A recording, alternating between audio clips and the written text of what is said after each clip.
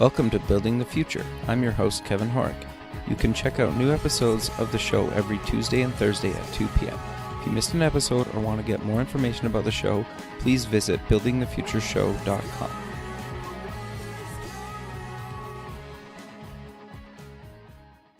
Season 1 of the TV version of Building the Future is now streaming online at buildingthefutureshow.com. Welcome back to the show. Today we have Nathan Beckord, co-founder and CEO at FounderSuite. Nathan, welcome to the show.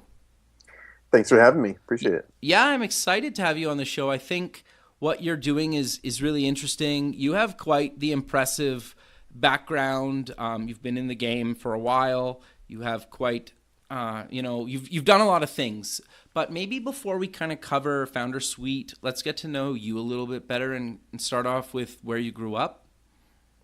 Sure. I grew up in originally a very small town in the mountains of Colorado called Estes Park. Okay. And then I spent my teen years down in Boulder, Colorado. Pretty cool college town.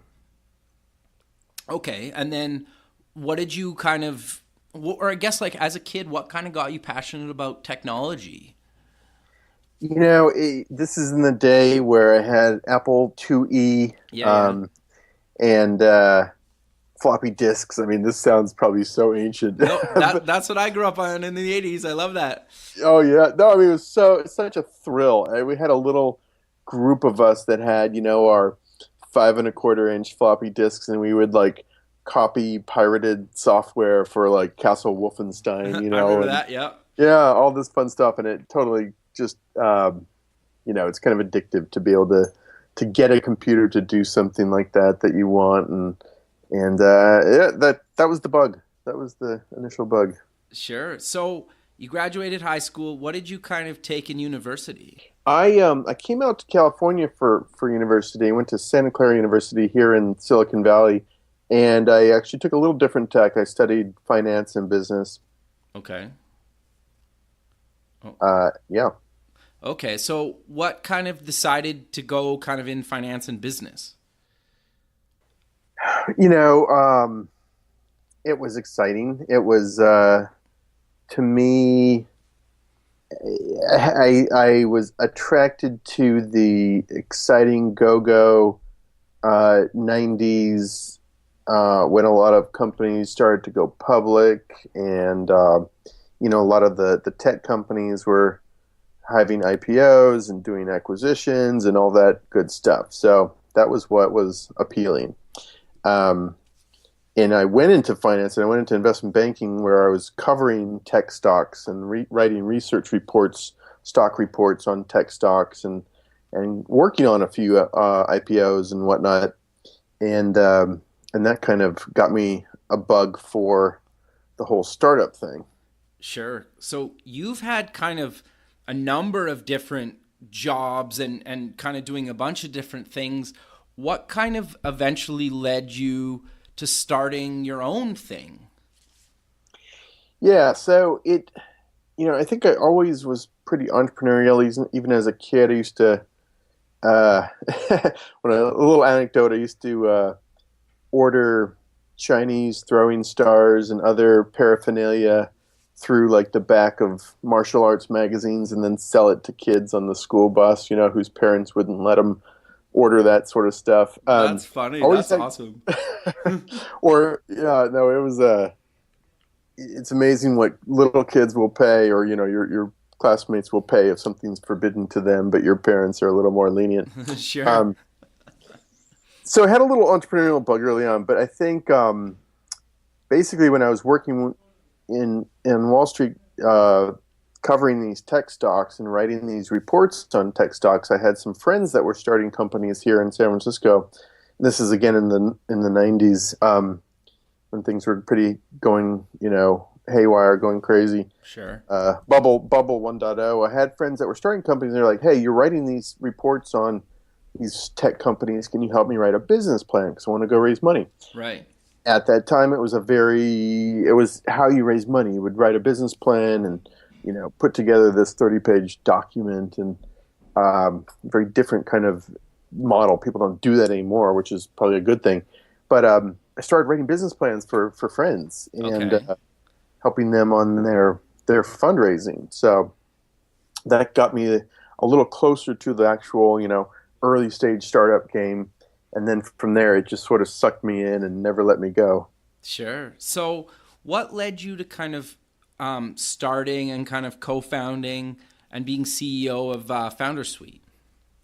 Yeah, so continuing on that story, so I was doing uh, stock research for a while, and then I went off to get my MBA in Austin, Texas. And in Austin, I joined up with the Entrepreneur Society and had this idea that I was going to I was going to start a startup while in graduate school. Okay. Yeah. Good, safe place, right? It's kind of a safe place to fail if you're in school. You know. I spent about a year and a half negotiating for a license to commercialize some technology out of what's called the MD Anderson Cancer Center. It's a network of hospitals where they do clinical trial tests, to test different drugs for cancer drugs and things like that. And the MD Anderson had built this software to manage all these trials. Very complex, very lucrative market, right? Because drug companies will spend a lot of money to develop new drugs, and Sure. the software to manage the trials is a very critical part of that. So that was the idea I latched on to. Didn't really have a passion for clinical trials, but was attracted to the market and spent a year getting a license for this thing, negotiating it, very complex negotiation license. Spent another period of time putting together a real early team, starting to talk to investors. And at the end of the day, basically a week after graduating from B school, it all fell apart. Okay, interesting. Yeah, long story short, the market was good, the concept was good, the software was actually old and crappy. It had been written over 20 years by these guys, so it was pretty outdated. And the guys who had created it were, very nobly more interested in curing cancer than they were in starting a startup. So the thing kind of imploded. I had no job. I had no startup. I had missed all the on-campus recruiting that they do at B school. And so with no real options, no real opportunities, I said, all right, well, let's just go back to San Francisco and start, consulting, hang out a consulting shingle. Okay. And so I did that, and and that was about 2002, where I started, taking what I had learned in B school and running the startup and stuff like that, and helping startups with their pitch decks, their models, putting together their financial structure, and did that. So that grew into an actual business called Venture Archetypes for about 10 years. Wow, that's awesome. It was really fun. I mean, it was really fun. The consulting thing is very mentally stimulating. I wouldn't mind doing it again at some point because you're working with, 6 or 10 or 12 different companies at once, solving problems, putting them in front of investors. It's very stimulating. I worked with some pretty cool companies like Kickstarter when they were very early, and a few others, in the 2007, 2010 timeframe that were doing some cool stuff. Sure. That's awesome. So at what point did Founder Suite kind of come to be? Yeah, so in the course of running this consulting business, we built up a lot of IP. Okay. Yeah. We had, I have a folder of 100 different models and templates and various pitch decks that we'd recycle for clients, right? Sure. One way to make money consulting is obviously to reuse and recycle your IP. And a lot of times we come into a startup and help them put together a model, help them put together a pitch deck. Then we, get them coached on their pitch and get them practicing their pitch and all that good stuff, get them kind of ready to go raise money. And then we go and we put together, or we do research and put together a list of investors for them. Got you. And that was pretty labor intensive. And then we'd also even go a step further and usually create a nice big custom spreadsheet to manage all these discussions. So you probably see where I'm going with this. We Totally. kind of said, all right, this is good stuff. Let's actually turn this into software instead of having it all be based in Google spreadsheets and stuff. Let's actually productize this. Um, and so we built some apps. Founder Suite was a subsidiary of the consulting business, Venture Archetypes, and we put it out there as kind of a side business, if you will, or side concept. Spent another, I guess, about 2 years actually getting feedback on it and making it a little bit better, and then finally in 2015, early 2015, decided to spin Founder Suite out into its own company. We incorporated it in January of 2015, and then raised some money for it last summer, June of 2015. So it was a real company. Gotcha. No, but I think that's awesome. And like partly, obviously, like I think what you guys are doing with Founder Suite is really cool. But just when you and I originally met, I loved that kind of like journey of how, you basically took some stuff from your consulting business, kind of turned it into a product. You had a failed startup, right? So you've been down the road, right? And you've had tons of experiences, and you basically never gave up. And then you kind of, well, you took this thing and then you're like, well, I could productize this. And I think like that's really inspirational to a lot of people, because there's a lot of people out there that are maybe trading time for dollars, right? Like you do in consulting. Sure. Where you could probably spin some of that stuff off into a product and maybe not necessarily commit to it full time, but maybe eventually it becomes full time, or maybe it becomes its own company like you did with Founder Suite. Yeah, I think it's a good approach, right? The clinical trial software stuff, had really no passion for that. It was not something that got me fired up and excited and motivated to crank away and brainstorm. When you're onto something you're really passionate about, your mind's kind of working on all the time, right? Right. And that's when you're maybe on to something, or at least something that's a good fit for you. Whether or not it's a successful company, that might be a different issue. But when your mind is constantly thinking about something and you're obsessed with something, right? When you've figured out that obsession about something, it's a great way to kind of put it out as a side business, see if anyone cares. Sure. And if they do, that might be a good signal that it's time to turn that into a startup. Yeah. Sure. So what exactly is Founder Suite, just for, people listening? Sure. So it's actually evolved. I'll give a slightly longer Sure. No, that. That's interesting. When I, backing up, rewinding a bit, when we put out a suite, it was 5 different web apps. It was an app for idea validation, one for fundraising, one for investor relations, one for managing your PR, and then one for tracking competitors. And the concept was sort of this end-to-end suite of tools that you would come on at the idea stage, use it to hone your idea, then move on to the fundraising stage, so on and so forth. Got you. And that was what we put out there. That was kind of our shingle. After we raised money last summer, we really took sort of a 2 or 3 months kind of step back from the business a little bit and said, all right, what do we want to do? We've got a little money in the bank now.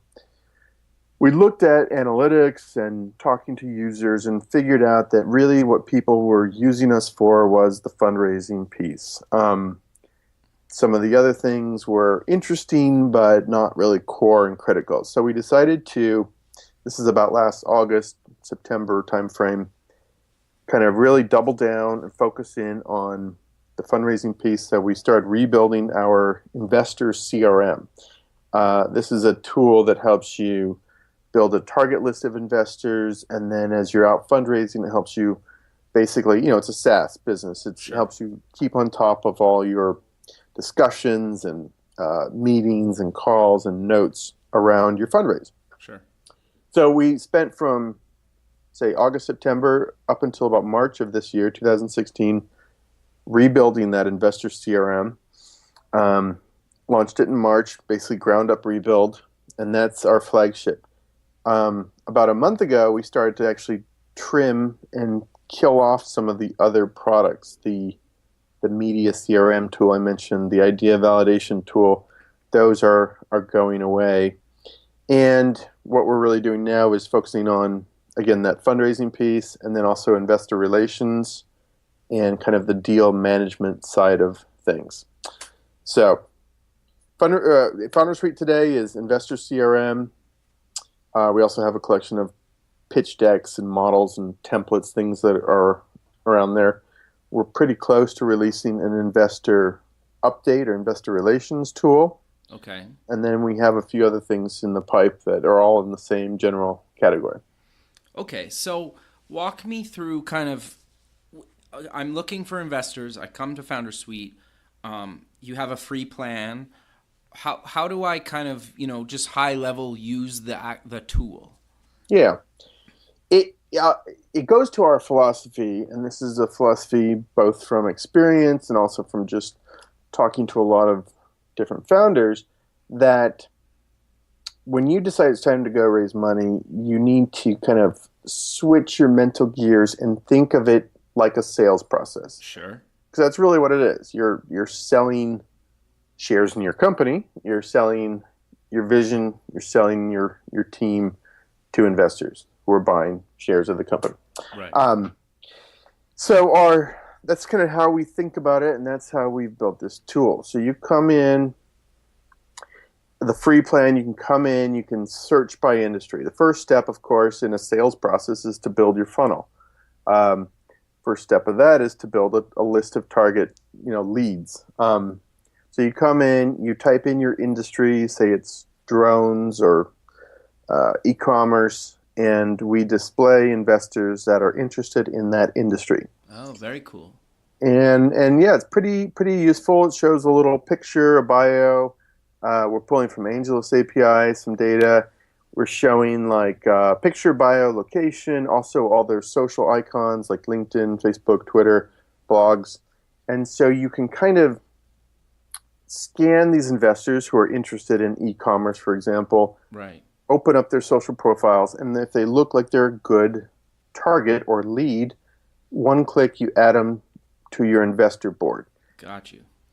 This investor board is like a Trello board or a Kanban board where you have columns filled with cards. Each card represents an investor, and the titles of the columns would be things like new, contacted, pitched, due diligence, said yes, said no, right? Got you. And long story short, you're moving these cards in between the columns as you're kind of driving all these investors towards a yes or no, like a sales process. Sure. A few other kind of bells and whistles. When you click on a card and open it up, you can assign an owner, maybe your co-founder. You can enter in, like, if the investor says, I'm in for 200 grand.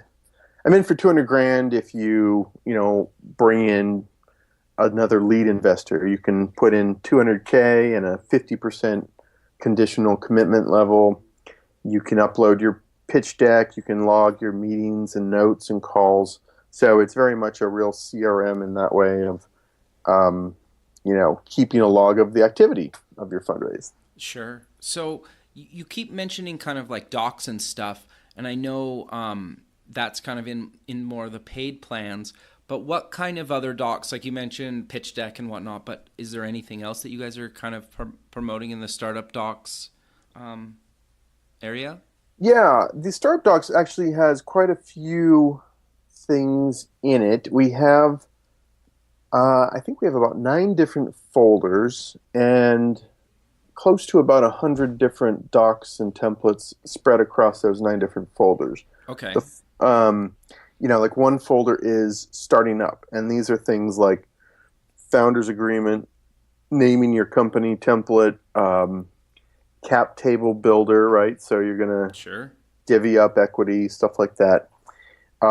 In the funding folder, we have, like I mentioned, pitch decks, templates, term sheets, a valuation scenario. You can plug in if I raise $2 million on a $5 million cap, and then I later raise $10 million, you can see how your equity gets kind of whittled down. Got you.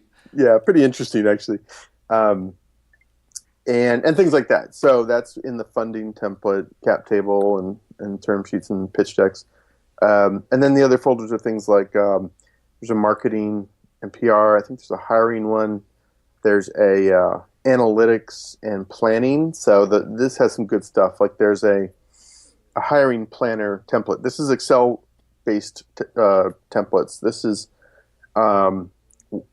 a list of about 50 different job roles organized by category: engineering, marketing, sales, operations, with job titles. And then it's a spreadsheet where you can assign a salary and just plug in. You're going to hire 2 engineers in March, another one in August, and it shows you what your monthly burn rate will be as you hire and scale. So that's a nice, useful template. Totally. Yeah, a lot of good stuff like that. So it's really just kind of nuts and bolts templates for running a startup. Sure. No, I think that's awesome, because I think in a lot of cases, depending on your background, you don't really necessarily know where to start, or maybe you know where to start, but at some point you don't really know where to keep going, right? Where with you guys have kind of outlined almost every step from kind of beginning to, I guess, end or being sold, right? Like is kind of what you guys are basically putting together for somebody for a monthly fee. And I think that's awesome. Yeah, it's funny. The as I mentioned, the original vision of Founder Suite was this like end-to-end suite of not just templates but tools to help you do like every step of the process. And although I love that vision, that's really almost just too big a bite to chew Okay, for a fair. startup. I think it's a great vision, right? Like it would be awesome if there was just this all-encompassing platform to help you like start, scale, grow your company. We have a lot of that, Sure. but it's not all that. I think the templates kind of encompass that whole spectrum of getting started, fundraising, marketing, hiring. Our software tools are really focused on the fundraising piece. Sure. What's the founder's market piece? Oh yeah, so this is a newer addition. So the concept is, kind of going into pitch mode here. Concept is you're a new startup. You come on, you use our templates, the getting started templates, the founders agreements to get going. Then you're ready to fundraise. You use our software to do that. Once you raise money as a startup, the pressure's on to scale. And Sure. typically you start opening up with that checkbook pretty aggressively, and you start paying for accounting and payroll software and, all recruiting software. You start spending that money to scale. So in Founders Market, we've assembled a collection of products and got discounts on most of them, free trials and discounts. And they're really just things that we use ourselves and Gotcha. that we recommend to others. So it's kind of a curated collection of about 25 deals on, payments, recruiting, all kinds of good stuff. Sure. No, I think that's awesome. So, and maybe this is kind of a question that you might get all the time, but is there any kind of is there target markets for startups that you guys are kind of targeting, or is it kind of anybody that's looking to do hardware, software kind of startups, or who's your target market for Founder Suite? It's everyone. I know that's pretty broad. It's anyone who is a startup that wants to scale. It's Okay. not for your, mom and pop corner delicatessen type of startup. But we do have consumer product startups. We have a lot of software and actually a lot of hardware too. We have relationships with a bunch of different incubators and accelerators and just thinking of a few of our more active users right now. We just did a profile of a company called Foldy Mates, which Okay. um, they were in Plug and Play Tech Center, and they just graduated. They actually have a machine that you would put next to your washer dryer. You put in your laundry, and it folds it all for you, Oh, I right? read about that the other day. That's awesome. It's totally cool, right? I mean, Yeah, it's yeah, yeah. kind of like pretty smart. Your next big white white appliance, or what do they Sure. call it? I mean, everything from that to, your typical software and gaming and mobile startups. It's funny, I've seen a few hemp or cannabis based startups, come across the platform recently. Like Okay. it's, you can almost kind of mirror trends by seeing like who's really actively fundraising on the platform. It's kind of fun. That's actually really interesting. That actually might be fascinating in itself, right? To see almost like what's going to be the next hot thing in startups. You could see, what people are doing, what they're looking to get funding and that thing. That's interesting.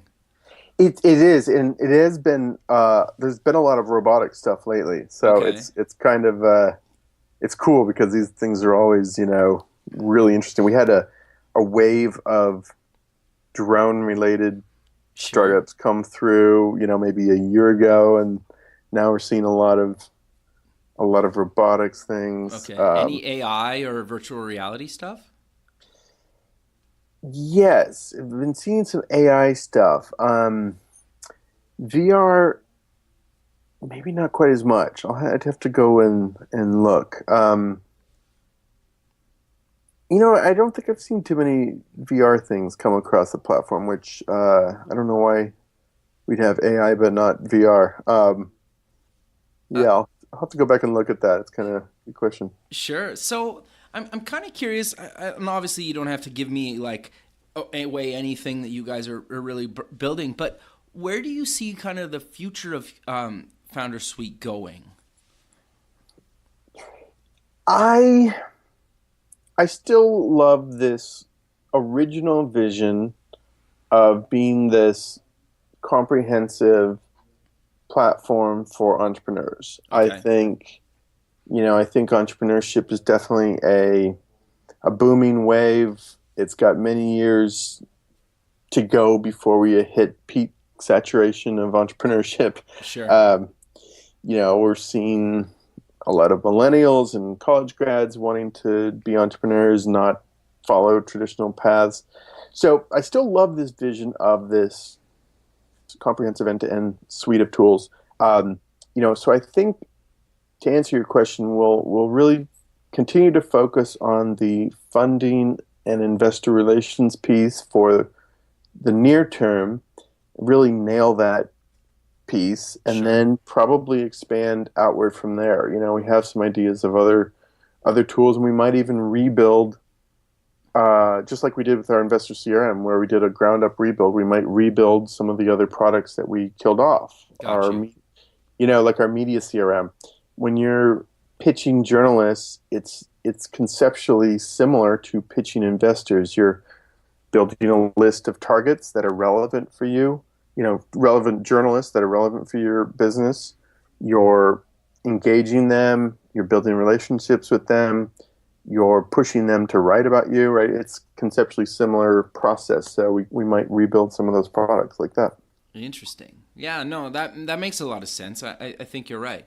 So I'm curious then, is there anything, this is maybe a little bit outside of Founder Suite, but is there anything that you see kind of all the time that you could give almost like tips or advice for people when they're looking to pitch to investors? Whether you've seen it kind of through your past career or, Founder Suite. Yeah, oh, there's so much. I will try and pick some of the best. I Sure. think raising money, and can you hear me okay? Yeah. Was this coming? Okay. Raising money is really hard. It's harder than it looks. It's much more painful than it looks. The perception is you just start talking to investors and it starts to happen. The thing I see, even on our platform, is that successful startups really kind of treat it as a numbers game, as a sales process, as a numbers game, where the larger number of leads in the top of your funnel, the more likely you are to raise money. There's maybe 1% of startups out there that have such amazing traction and metrics and Y Combinator pedigree and Stanford CS engineer pedigrees that they don't have to hustle their ass off, right? That's Got you. 1% of startups. The other 99, 98% have to work really hard at it, right? Sure. So I see startups on here and I see how much time they're putting into it. And, I'm looking at actually our intercom dashboard as we speak, and I'm seeing the number of web sessions some of these companies have, which is in the, hundreds, many hundreds, right? That means many hundreds of times they've come back and edited an investor, added investors. Some of them have 200 or 300 investor leads or targets on their Wow. dashboard that they're working through. Um, so I think understanding that it's, unless you're in that 1% with these Snapchat type of growth rates and whatnot, understanding that you got to put in the time, effort, and really work hard on your fundraise is just a good thing to understand and accept. And then once you kind of accept that, putting in the time to build the target list and working the network and relationships to get the warm introductions is pretty key. Also understanding that it's going to be pretty much a full-time job for 2 to 6 months, Sure. sometimes longer. Hopefully, if it's going longer than 6 months, you might consider taking a break, coming back at it when you've got more traction or momentum. Um, but that's always eye-opening to people that they need to carve off. They need to get their co-founder to kind of manage the reins of the business so they can really focus on working all these investor connections and leads. Um, other things, just general kind of guidance. Obviously, having a great pitch that's been well honed, well refined. You don't want to go out there talking to 50 investors when your pitch is kind of crappy and not resonating, right? Sure. Is pretty important. It's hard to come back and get a second meeting. It's hard to make a first impression a second time with investors, right? Sure. They get so many startups coming across their plate that they're often looking for the fastest way to say no, right? So it's hard to come back if they said no later on. Um, let's see other tips. Trying to keep the momentum up when you start to get that momentum. I was just talking with some startups that were in batch 16 of 500 startups incubator that just graduated recently, and one of them was really interesting. He's like, I thought I had it in the bag. I thought I had our funding round closed. He started to take his foot off the gas pedal, and one or two of the guys he thought were in didn't, pan out, and his funding round kind of lost momentum right at the end, right? So I think that's sort of a takeaway, is just keeping the pedal to the metal all the way until that money literally is in the bank. Sure. No, I think that's really good advice. Pushing it over the finish line, not close to the finish line. Sure, sure. Um, what else? And then, just kind of an obvious statement, but the more business momentum and traction you can drum up and get going before fundraising, the faster and easier fundraise is going to be. If you've got those metrics, that really does help. If you can present that slide in your pitch deck showing really exciting metrics and growth, that gets a lot of people excited. Yeah, no, totally, right? Like if you can prove, even if you have a little bit of revenue coming in and whatnot too, right? Yeah, yeah. I guess that's actually a good point too, is, especially if you're raising a real seed round or Series A round, having your analytics and metrics down pretty cold, in terms of like, cost of acquisition, revenue per user, all that good stuff. Sure. No, that makes a lot of sense. But Nathan, we're kind of running out of time. Maybe Okay. let's close the show with mentioning where people can find Founder Suite online, and any other social media links you want to mention, either for Founder Suite or yourself. You bet. Founder Suite is just at foundersuite.com. That's foundersuite.com. We're also there on Twitter and Facebook. Same thing, Founder Suite. We'd love you to come give us a shot. If you need a discount code, and if you can remember my name, it's Nate25, capital N, lowercase ate 25. We'll take off 25% for about half a year. Perfect. And that's awesome. That's it. We're really engaged with our users and love to get discussions going with our users. So we love feedback. We love questions. We love to stay close to our customers. So if you do give us a shot and play around with us, don't be shy in reaching out. We're pretty responsive. Perfect, Nathan. Well, I really appreciate you taking the time out of your day to be on the show, and I look forward to keeping in touch with you and kind of following your guys' progress throughout the rest of 2016 and beyond. Awesome. Well, I appreciate the time and the platform, and let's keep in touch. Yeah, sounds great, man. All right, have a good rest of your day. We'll talk soon. Thanks. Okay, bye.